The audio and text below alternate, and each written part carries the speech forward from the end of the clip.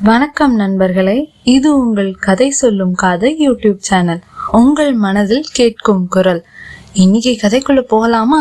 இந்த கதையின் தலைப்பு மாய நிழல்கள், பாகம் 1. வருகை.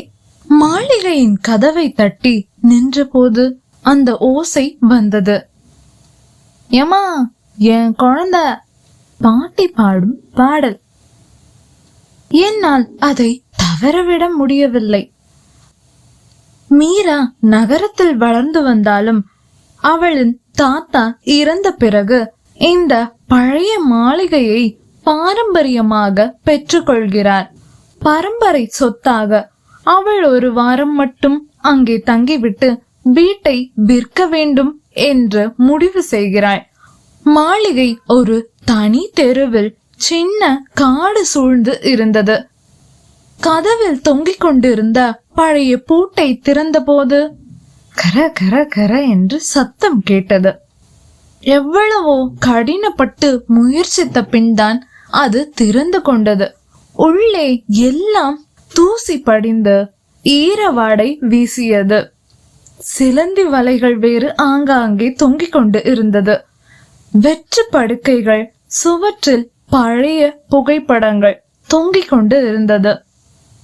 சிறிது நேரம் சுற்றி பார்த்தபோது தாத்தாவின் படத்தை பார்த்து கண்களில் நீர் கோர்த்தது மீராவிற்கு. அவள் நினைக்கிறாள், இந்த வீட்டுல தானே அவர் இருந்தாரு. தாத்தாக்கு ஏதாச்சும் ரகசியம் இருக்குமா? ஏதாச்சும் அவர் யார்கிட்டயுமே சொல்லாத விஷயம் ஏதாச்சும் இருக்குமா இங்க? எனக்கு ஏன் சடனா இப்படியெல்லாம் தோணுது? அவள் மாலை வந்திருக்க அப்பொழுது இருள் சூழ்ந்து இரவானது. மின்சாரம் இல்லாமல் லைட் ஆஃப் ஆகிவிட்டது. சுடர் விளக்கை ஏற்றி கண்ணாடி ஜன்னலின் பக்கத்தில் உட்காருகிறாள். அப்பொழுதுதான் தூரத்தில் மெதுவான குழந்தை குரலில் ஒரு பாடல் கேட்கிறது. அந்த குரல் மெதுவாகவே வருகிறது. ஏமா, என் குழந்தை, இது பாட்டி எனக்கு பாடின பாட்டு. மீரா நடுங்குகிறாள். அப்பாடல் பழைய கிராமிய வழக்கில் இருந்தது. அந்த தொனியும் கூட மாறாமல் சிறு குழந்தை எவ்வாறு பாடும்? அவள் வெளியே போய் பார்த்தாள். ஆனால் யாருமே இல்லை. காற்றும் கண்ணாடி தட்டும் சத்தமும் பழைய அலமாரியின் சலசலப்பும் தான் கேட்டது. மீரா நினைக்கிறாள், இது எனக்கு மனப்பிரமையா இருக்குமா? எப்படி எல்லா சத்தமும் கேக்குது, ஆனா எதுவுமே இல்ல? இல்ல உண்மையா யாராச்சும் வீட்டுக்குள்ள இருக்காங்களா? அவள் புது இடம் என்பதாலும் அமானுஷ்ய சத்தங்கள் நிறைந்திருப்பதாலும் தூங்க முடியாமல் உழன்று கொண்டு இருந்தாள் வீட்டுக்குள்ளேயே.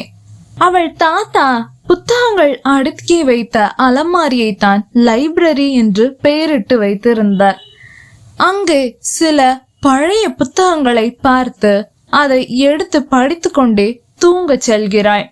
அடுத்த நாள் ஒரு வாட்ச்மேன் அவளிடம் சொல்கிறான், அம்மா, இந்த மாளிகையில இரவு யாருமே இருக்க கூடாது.